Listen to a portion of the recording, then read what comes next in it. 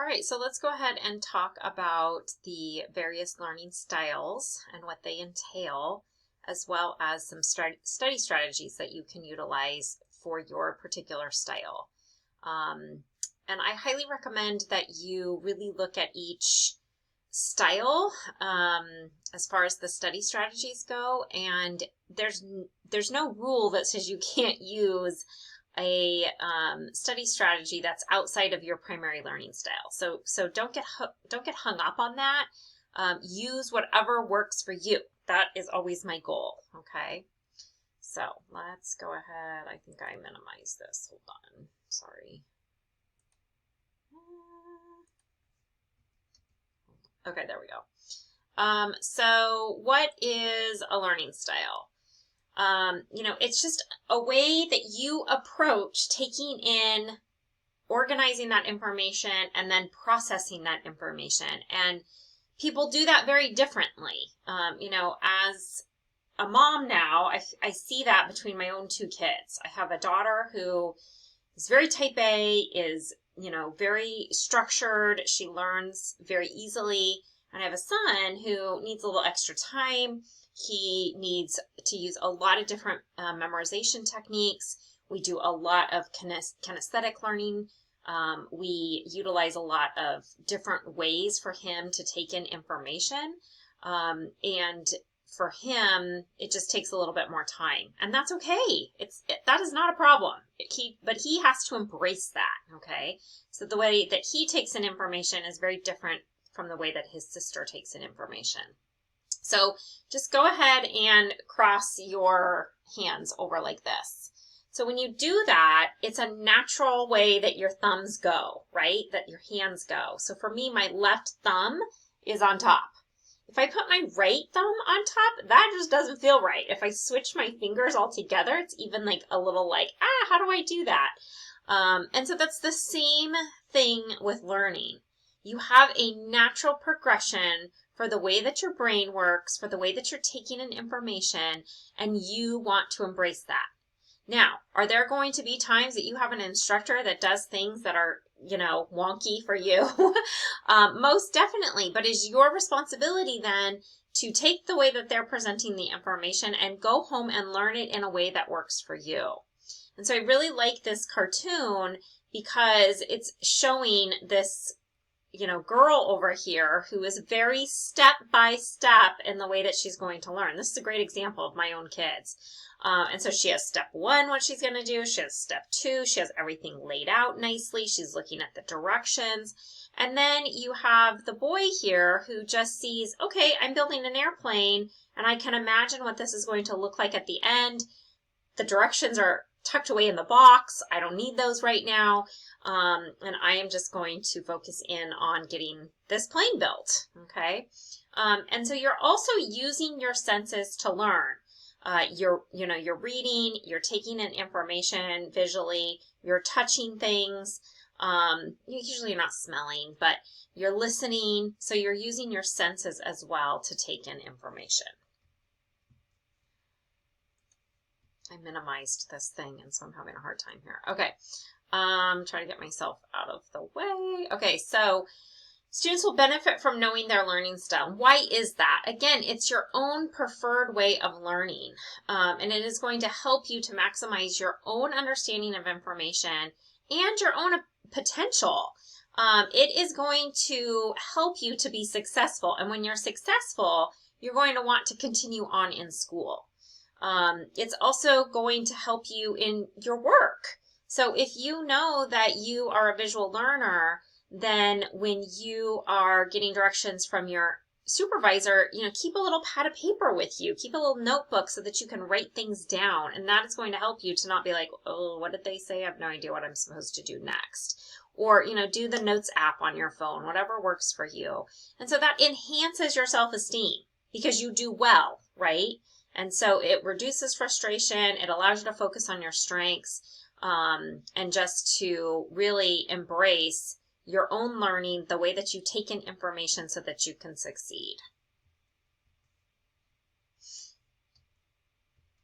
All right, so we have got 3 types of learners. really 4. So we have the visual learner, the auditory learner, the kinesthetic learner, and then we have mixed learners who might use all 3, who might use 2 of them. Okay, so if your scores are really close, then you're a mixed learner. Okay, and so you are going to benefit when you are able to, see something visually like a PowerPoint, and then you get the opportunity to move around and have discussion and, maybe put something together like in a lab or something like that. Okay. In well, not really K, but I would say starting in middle school, it becomes not all, but a lot of people are teaching in a very auditory way, right? And so there is an instructor at the front of the classroom. They are presenting information, and they forget about the kinesthetic learner who needs to move around. And so there's kind of this shift from elementary school when you go into middle school and high school, where it's not so much about the students learning anymore. It's just about an easy way to teach, which is unfortunate. The majority of students, I've done this for years and years and years, are kinesthetic learners, but teachers don't teach that way. Some are getting better, and so that's a good thing, but we can do a little bit better.